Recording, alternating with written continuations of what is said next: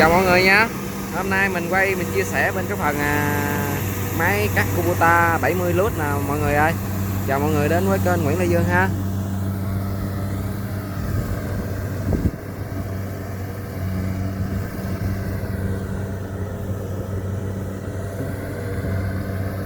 Cắt lội nước. Đây mọi người, hiện tại là mình đang ở trên cái máy cộ này ha. Ở đây là mưa mới hôm qua là nó ngập hết trơn rồi mọi người ơi.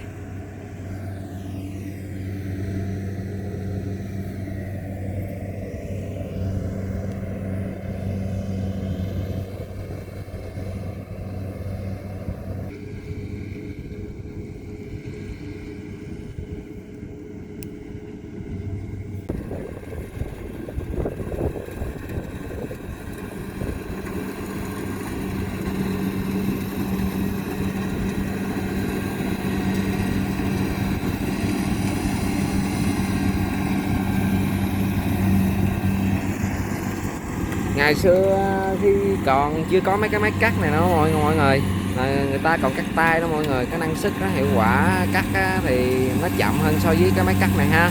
Từ từ rồi cải tiến lên là máy Kubota DC 60, sau nó nâng cấp lên 70, bây giờ là tới 95, 105 luôn ha mọi người. Đó, do nhu cầu sử dụng của người ta với công nghệ phát triển 4.0 mà mọi người ơi.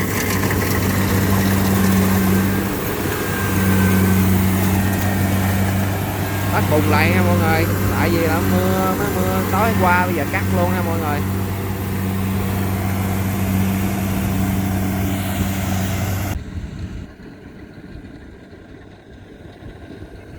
Mấy này mấy con nào 35 mấy con ta?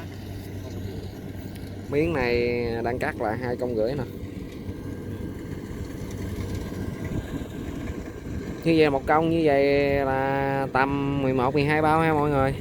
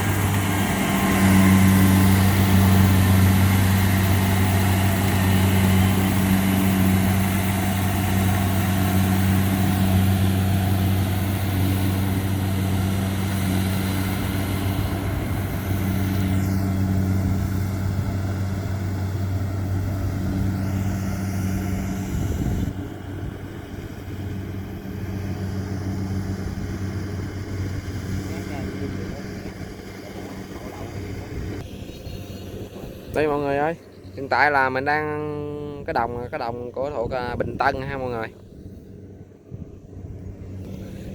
Cái đồng này là đang cắt là cái đồng thuộc là Bình Tân, Bình Minh, Vĩnh Long nha mọi người. Đây.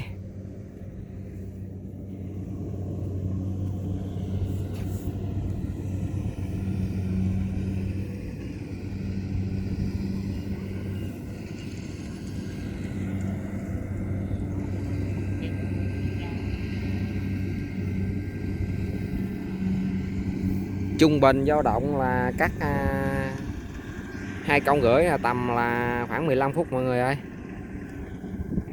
Dao động từ 15 đến 20 phút ha mọi người.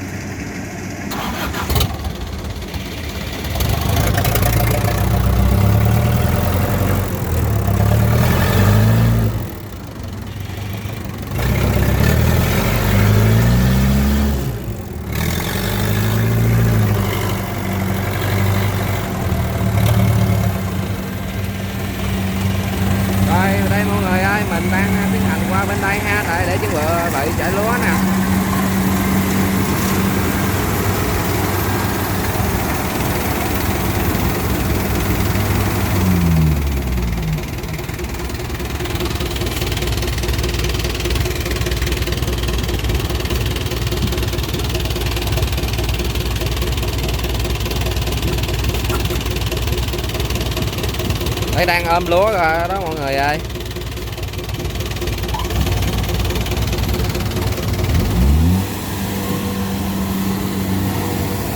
Đấy, mọi người thấy chạy không?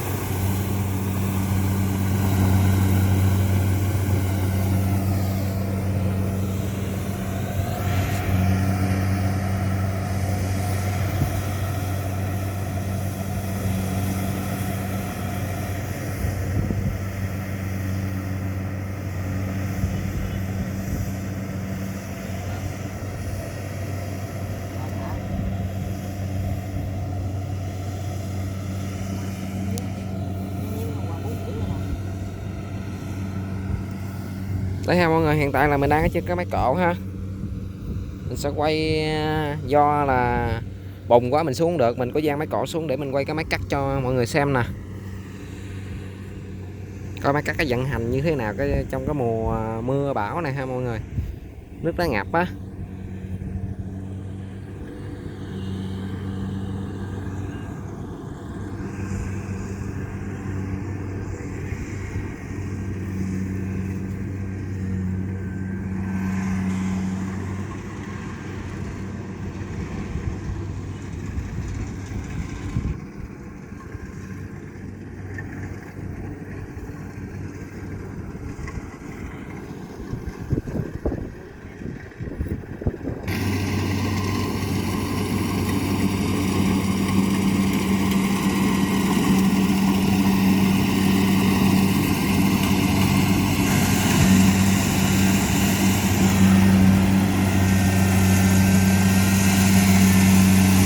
Đấy mọi người thấy không, xé nước luôn ha, chạy rất là nhanh luôn ha mọi người.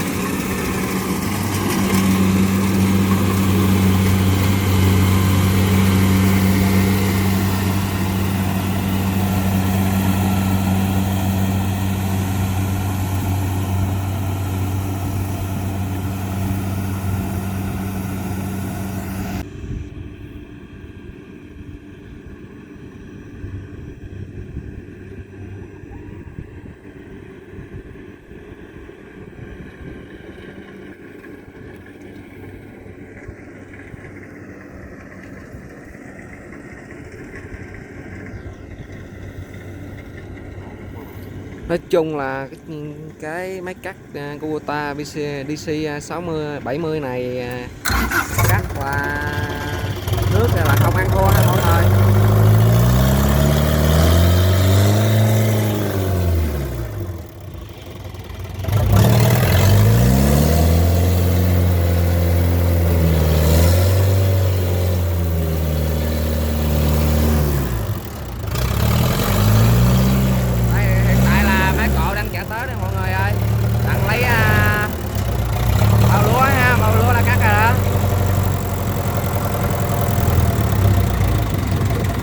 Như vậy là máy cắt này là gọi là ok mọi người, không làm khó được cái máy cắt Kubota DC 70 này. Cho dù là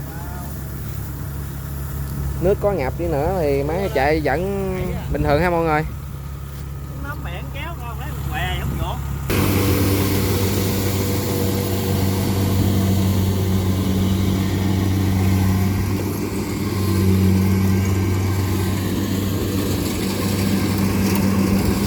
Rồi đây mọi người ơi, cắt tiếp tục ha.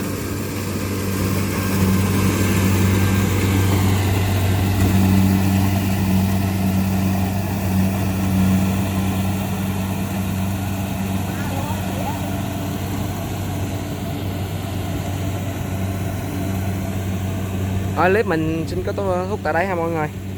Mọi người đang xem kênh mình mà thấy kênh mình hay và hữu ích đó, chưa đăng ký kênh đó, cho mình cái biểu tượng đăng ký kênh đi ha, kèm theo là chuông đăng thông báo. Các bạn nào đã đăng ký rồi thì chia sẻ video ra giúp mình, kèm theo là bình luận phía bên dưới nha mọi người. Cảm ơn mọi người đã theo dõi video này, chúc mọi người có một ngày vui vẻ ha.